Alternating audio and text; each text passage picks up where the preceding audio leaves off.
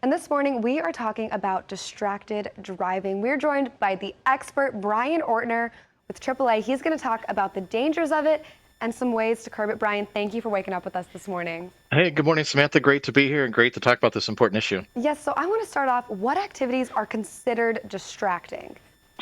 Well, anything that takes your focus off the road can be considered a distraction. And, there are three main sources of driver distraction. You have your visual, your manual, and your cognitive or your mental. Your visual, mobile devices, screens, even billboards on the highway can be considered visual distractions.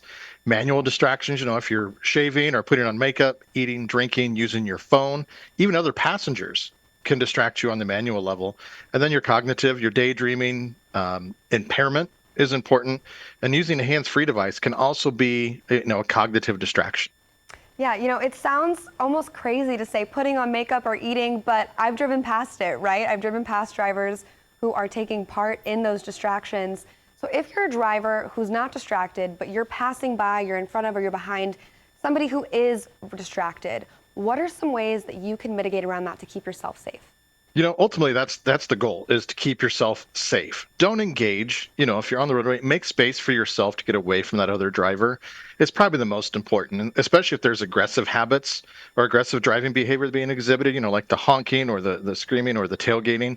Make yourself safe. And ultimately, help become part of the change and get involved and lead by example. Follow your safe driving habits. If you're like me and you're the house of a new driver, enroll them in a driver's education course, and as the older adults, demonstrate driving safety habits and enforce them during the training period and development period. Share the dangers of what can happen. Be real that a distracted driving crash can be fatal or cause serious injury.